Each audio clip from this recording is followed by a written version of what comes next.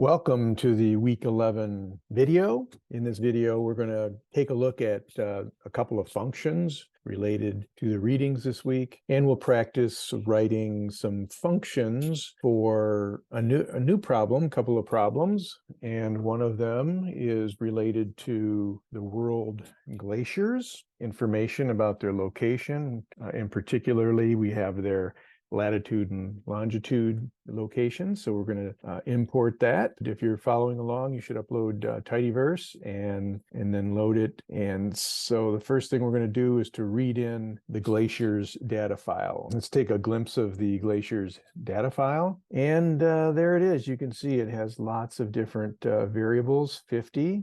And there are over 132, close to 133,000 different glaciers. You can just see some of the variables here. Political unit, that's the country where it's located. This first one is Afghanistan. And I think the glacier name is there if it has a name. A lot of these are NAs. Here's the latitude and longitude for this data set. And there's other things like mean elevation of the glacier and others. Just lots of different variables here. We're not going to use all of them.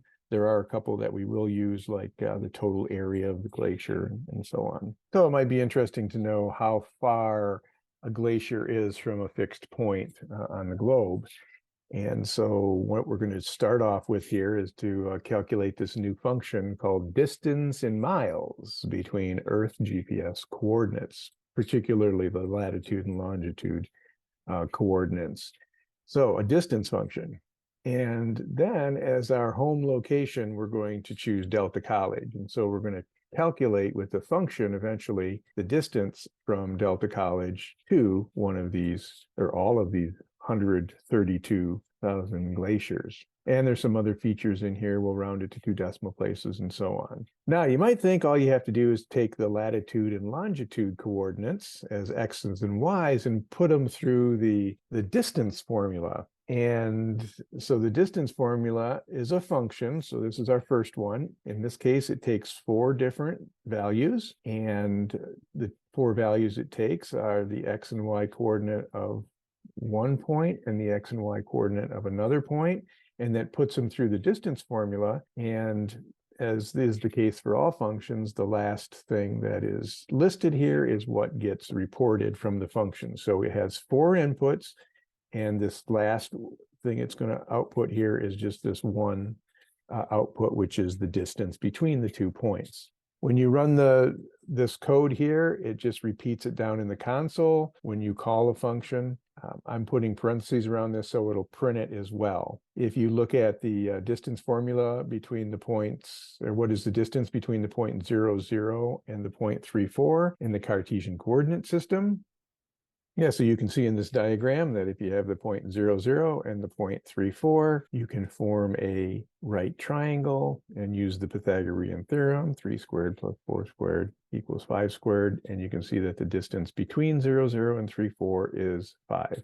Well, when we run that, you'll see down here the distance is 5, which is correct. So it works. So let's go a little one step further and see if we can use this nice distance formula to find the distance between 2 points on the globe. So here are the latitude and longitude markers for Delta College, and here are the similar numbers for the Mackinac Bridge. And so let's take that x1, which we now y1, x2, y2 down here, but we've given the values, so it's going to plug that in there. And let's take a look at what it tells us. Okay, the output down here says 2.37857. Yeah, what does that mean exactly? When you do the Google Maps distance from Delta College to Mackinac Island, it's 186 miles. Of course, that's not as how the crow flies. So if you go the way the crow flies, you'd expect it to be a little bit less than 186 miles. And so what in the world does 2.378578 mean in this context? But degrees, as you know, are not real numbers. They have a conversion for them. And so we have to explore this a little further. The other thing is the points in the coordinate plane use the distance formula. The distance formula on the globe is quite different. So we have to use a different formula here. And the first thing we're going to do is we have to convert the latitude and longitude degree angles into radians. Now, if you remember your trig class, this is the function that would do that. You take in one number, and this is the degree measure of the angle, and what it does is it multiplies that number that comes in by pi, and this is how r represents pi, 3.14159, so on, divided by 180. So when you run this function, of course, it just reports the function down here, but when you call the function degrees to radians, and then you give it that one input you're giving it is the degree measure. Let's run this function a couple of times, and I have parentheses around these, so it will also print the result. Okay, so the radian measure of 0 degrees is 0 degrees. Great. The radian measure of 90 degrees is pi over 2. Okay, so it gives the decimal equivalent of pi over 2. The degrees to radian of 180 should give us pi, 3.14. Okay, very good. Decimal equivalent. And then of these next two, you should be familiar with as well. All right, here is a new function. And this function takes in 4 different inputs. You'll recognize those. Those are the latitude and longitude numbers for 2 different points on the globe. And this function is going to compute in miles the distance between those 2 points on the globe the way the crow would fly. The first thing we have to do is to specify the radius of the Earth, 3,959 miles. If you're working in kilometers, you would use the kilometers equivalent. And this is a formula for finding the distance of 2 points on the globe that I found by doing a Google search. And that's I had to adjust it to work in RStudio, but other than that, it works pretty well. You can see down here, it brings in the trig. You've got A is equal to this big long trig expression, and then you use that same A down here, call it C, and then eventually it's going to print out D, which is the distance that you're after, which takes the radius of the Earth times this angle. Well, let's take a look at it. Remember that this function that we're going to run requires 4 different numbers separated by commas. And so I got a couple down here. First, if we start with Delta College, would be the first point, and the Mackinac Bridge would be the second point. See if we can get something better than 2 point, whatever that number was we got earlier. So we're going to take those 4 numbers and put them in here and print it. And as you can see, it lists 158, which is much more reasonable. The way the crow flies from Delta College to Mackinac Bridge is 158 miles, where Google Maps would give us 186 miles if we had to drive on roads. Oh, a couple of other interesting ones here. If we wanted to go from Delta College to the White House in Washington, D.C., made that trip here recently myself, close to 483 by the way the crow flies, so it's certainly into the 500s if you're driving. The GPS coordinates, along with Delta College, those of some eastern beach in North Korea, and we have over 6,000 miles. All right, I put in this round command just so you can see it works much like the round version in Excel. You round, and then this thing that you want to round here, which is the number of miles. And if you say comma 2, you'll want to round to 2 decimal places. So it takes our mile number, and rounds it to 2 decimal places. All right, we're going to go back to the glaciers data set. Here it is. It's the original one. And now what we're going to do is we're going to write a function that calculates the distance to each glacier from Delta College. And so the first thing we're going to do is identify the coordinates of Delta College. There it is. And you can see what we're going to do. We're going to mutate, which means create this new variable called distance from Delta. And I put in the round command here. It's going to round it to 1 decimal place. But what the key piece here is this one here. You notice that it calls our function, and it goes into the distance to glacier data set, and it locates this lat and this lon. And so let me go down here and just show you those two. There they are, lat and lon. It uses the variable from glacier, puts those coordinates in there. These two, x and y, are the Delta College coordinates up here. So we're going to take the Delta College coordinates every time, and then it's going to take the lat and lon from every glacier. And it's going to calculate the distance of every row from Delta College to every glacier based on its GPS coordinates, and then round it to 1 decimal place. So let's see if this works. There it is. Now remember, we created a new variable called distance from delta. So we're going to immediately take a glimpse at our distance to glacier data set to make sure that our new variable distance from delta is in there. All right, so we run that glimpse command, and notice down here, we do in fact have the distance from delta variable there. And you can see we start off with some glaciers that are a long way away. Okay, and so in this next one, we'd like to create a table that has a listing of all these variables: the glacier name and the distance the glacier is from delta, the country where the glacier is located, the mean elevation of the glacier, and the total area of the glacier. And we're going to arrange them in order by closest distance to delta. The country name, you can see in our data set here, the country name is a 2-letter abbreviation. And so we want the country name to be spelled out. So we're going to bring in this new data set called country codes, and we're going to join it with distance to the glacier, our current one. So we're going to import the country's code and read it in from your hard drive using read CSV. And then let's take a look at it.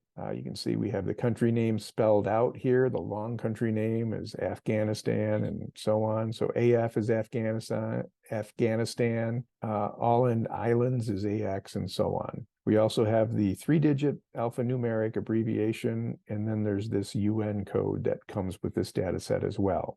The variable that we're interested in here is alpha, the 2-digit code. And the reason we're interested in that one, because when we come up here to this data set and we look at political unit, that AF from the other data set is going to match the AF. So the country 2-digit abbreviation is going to be our primary key that allows us to link the two files together. So let's go ahead and do the join command. Okay, so we're going to change distance to glacier, our original data set, and we're going to join distance to glacier with countries. And we're going to join by the variable in distance to glacier is political unit, and that variable is alpha 2 in the countries database. So this is how we do it to establish our key. And notice I'm using the join by function here. No errors when we run this left join function. And to take a look to see that everything was done correctly, let's take a glimpse at our new. And now you can see it. Now inside Glacier, we now have country name, which is the spelled out version of the name. So now we can go back to creating our table. Notice it adds the 4 variables that county code had was UN code and the alpha 3. Notice that alpha 2 is gone, and country name. Alpha 2 really isn't gone. It's the 2-digit country code. And what happened is, since those matched, it didn't give us a second column. It just now refers to that 2-digit code as political unit, and the other version of 2-digit code is no longer in the data set. Okay, to get the column headings to look as they're spelled out here, we have to do a little cleaning up. And so I would only recommend what we're going to do here as if you're going to leave this data set, you're not going to change anything later. So we could rename some of those variables to make it look like it appeared in the table. So after that renaming, we can then select the variables that we want to print in our table, and then we can arrange them from distance to delta. And then our table comes up with the correct names of the columns. Notice that we have a lot of NAs in this data set. And as you might expect, the glaciers that are closest are from Canada. And so many of these are in the same area. All right, and now we're going to construct a histogram of all those distances from delta. They are now sitting in our glaciers data set or data frame. And to make it pretty, I just added a couple of labels down here. We've got what we want to see on the x-axis, the label on the y-axis, and then a title. That's pretty much is what you need. It's pretty simple histogram. All we need to do is to specify the numerical variable that we would like to see frequencies for. So let's run this, and this is what it looks like. So you see we have the number of glaciers. We have like, I don't know, 3 or 4 clumps here. We've got these here, These are the ones, the glaciers that are less than 3,000 miles from delta. And you got this middle group here and this next group here, and then you've got some that are a long way away from delta. But these probably correspond to the different geographical regions where glaciers can be found in the world and their distance from a fixed point. So from northern Michigan at about the 45th parallel, well, we're a little bit south of that, but these probably are the Canadian glaciers, I would expect. And then we get to North Pole, South Pole, and who knows where. Another way you can break down these close and far away glaciers is by creating a logical variable. So that's what we're going to do next. And we're going to say that the glacier is a close glacier if it's less than 3,000 miles from Delta College, and otherwise it's a far away. And we're going to be using the functions for mean and for sum to calculate the count and the proportion of glaciers that are close or far away from delta. And finally, we're going to create a table that contains the close glaciers. So they either are close glaciers, true, or they're not, the number of each type, and then the proportion of each type. So this first assignment statement is going to redefine this new variable called close glaciers. And it is going to be assigned the value. And notice we have our data frame here, but then this is going to be a new column. And it's going to be true or false based on this. And so if the distance from delta is less than 3,000, then it will be a true statement, and it'll assign the value true. If, on the other hand, if the glacier is more than 3,000 miles from delta, then it's going to declare it false. And so you're going to have a new variable called close glaciers that consist of a lot of trues and falses, all right? And so that's how we create this new logical variable. You want to take a look at distance to glacier now. Notice we have a new variable down here called close glaciers. All of these, remember, were more than 3,000 miles from delta, so they're all going to be declared falses. And here is a table, so you can actually count them. Out of the 33,000 glaciers, 108 are far away, and 108,000 are far away, and close to 25,000 are close, based on that criteria. So in 141, we're going to calculate the proportion of close glaciers, and in 142, the proportion of far away glaciers. So based on our criteria, the 3,000 miles, the glaciers are either going to be close or far away. So those two proportions should add up to 1. When we run the proportion of close glaciers, we see that it's about 18.6% of the glaciers are close, and the far away ones would be the complement of that, 81.4%. The next one, the sum function, counts up the number of glaciers of each type. Well, it actually counts up the number of trues. And so in this one, the trues would be the close glaciers. And this one, it's going to sum up the not trues, which means it's going to sum up the falses, which means it's going to sum up the far away glaciers.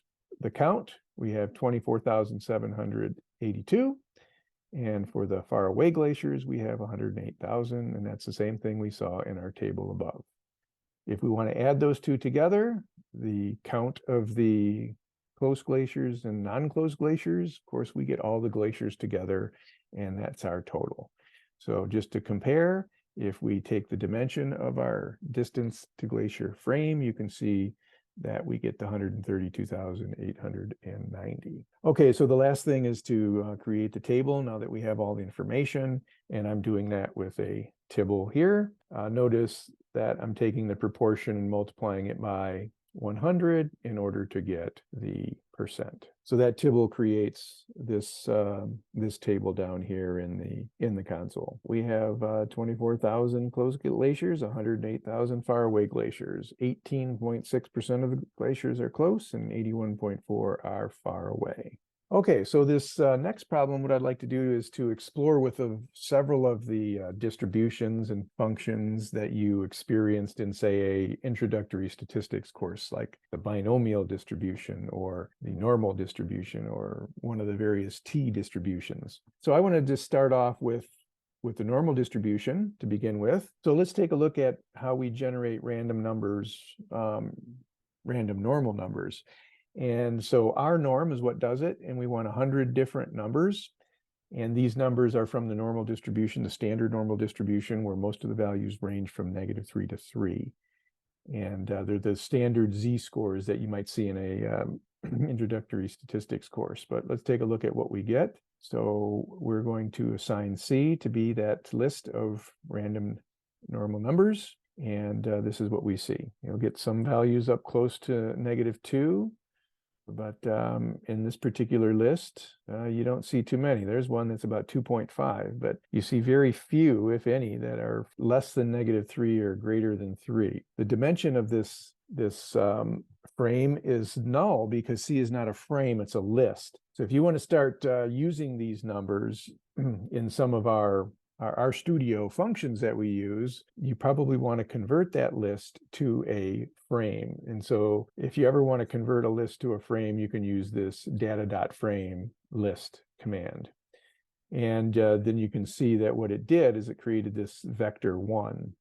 And vector 1 is not really a vector, but it's got 100 entries and it prints it out in our standard data frame format. But if we take a glimpse of it, you can see it now has the 1 column Z, and it has all of those 100 different random normal values.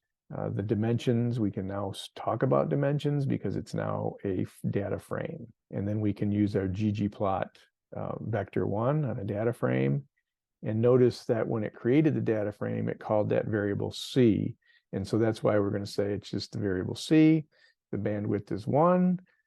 There you see it. We have 100 different random numbers, and you can see that they range from about -2.5. It looks like we did get something a little bit larger than 2.5 over here, but very few outcomes. Most of them fall in the middle of the normal curve. Now we want to create a new function, NST, so that we run it. It'll spit out a curve like this, and the only thing that's changing is the number of random normal values that we put in our list. We started off with 100. So this is what you want your ndist function to do. So when the function is running correctly, you'll just enter one number, and this is the number of normal numbers that you're going to put into your list and then plot as a histogram. So when you run ndist 1000, it looks like that. Ndist 10 doesn't quite look normal enough with that small sample size. But let's take a much bigger sample size, like 10,000. Yeah, that looks much more normal. And you can see that we're actually getting some values here less than -2.5 and greater than 2.5. If you increase this to 100,000 instead of 10,000 and run it, it doesn't look like you get much more precision from that. If you wanted to go and change your bin size, then it would look a lot more normal. So if we came up here and we changed the bin width to, say, 0.1. So if we change the bin width to, say, 0.1, now I went up and changed it into the function, so you can see that it gives us a little bit more precision. 10, not so interesting if we have only 10 samples. But when we have 100,000, look how much more normalish that is.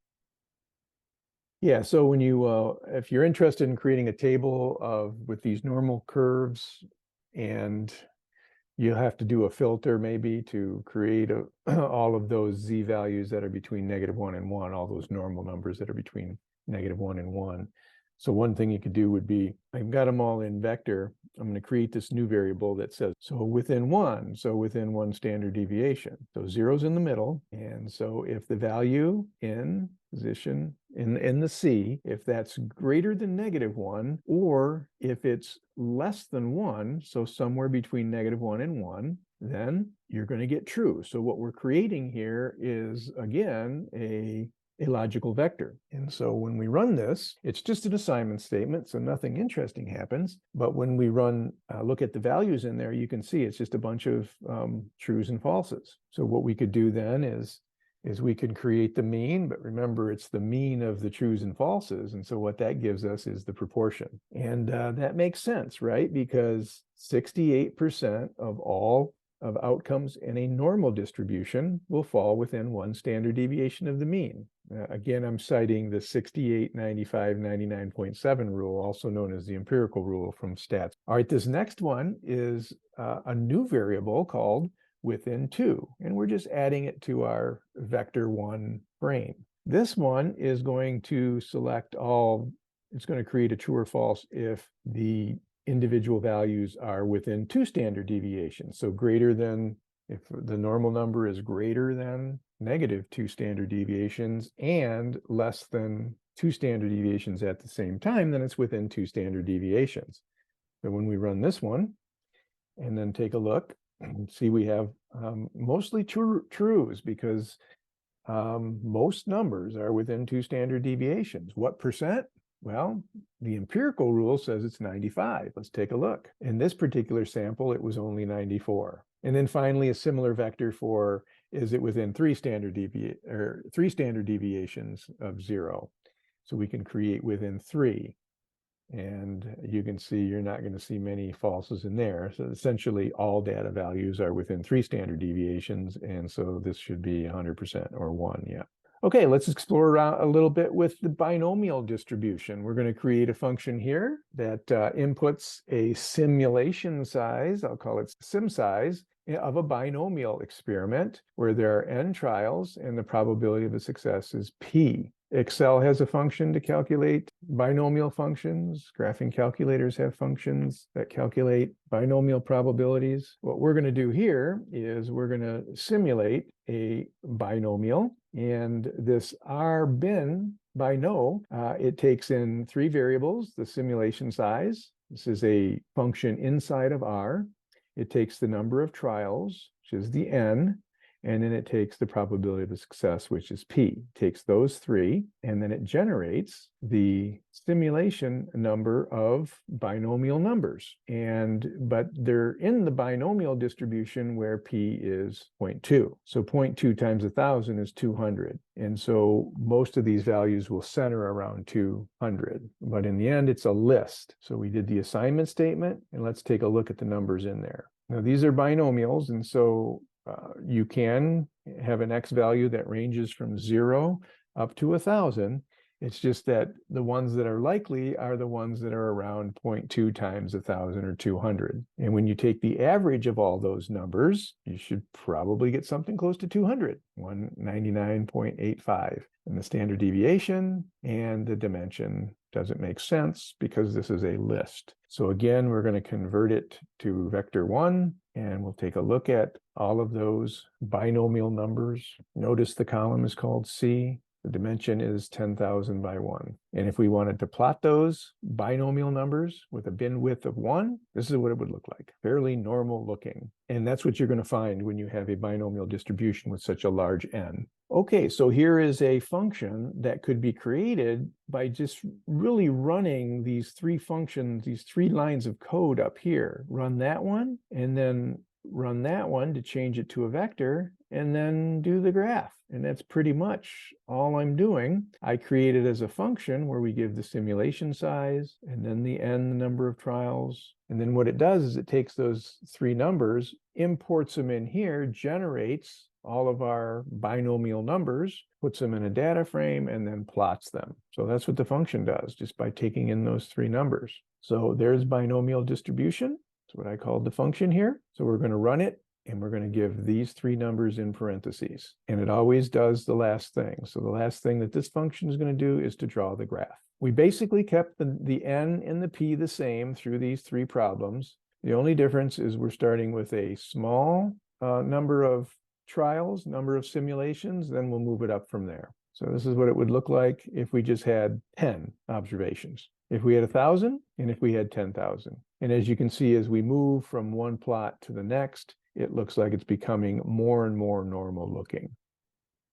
Okay, and finally, in this last example, we're going to investigate the t-distributions. You may be familiar with the t-distribution from your stats course. What we're going to do here is print part of the t-table. So let me just move over to the t-table just to refresh your memory. So here's a standard t distribution. T value is here, and that's the number that appears in the body of the table. In the shaded region in here is the area of the right tail. That area is up here. So we're going to generate a table that has these 3 rows that are on this table. There's a couple more rows that we'll generate, and we're not going to generate all 6 of these columns, but we're going to generate a couple of them. And so you're going to see 1.372 in our table.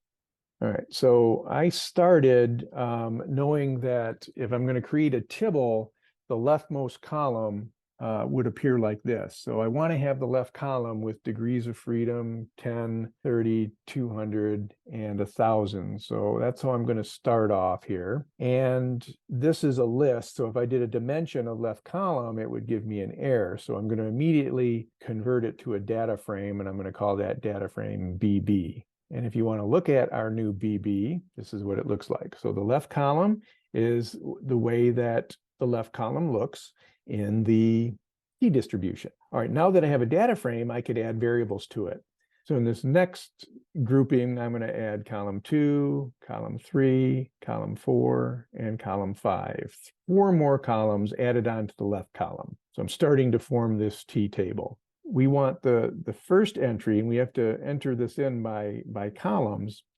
And so this next column that we're adding they're written in rows here, but they're going to look like a column down here. And so this one here takes 0.10 because it wants to have 0.10 up here as the column heading, indicating the area under the curve.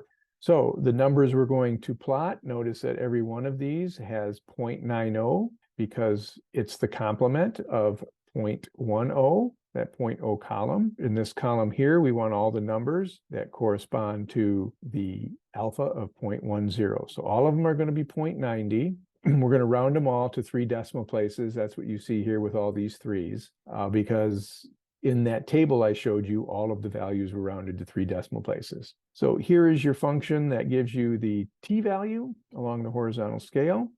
You give it the left area, 0.90, and then you tell it the degrees of freedom. And so let's run each of these.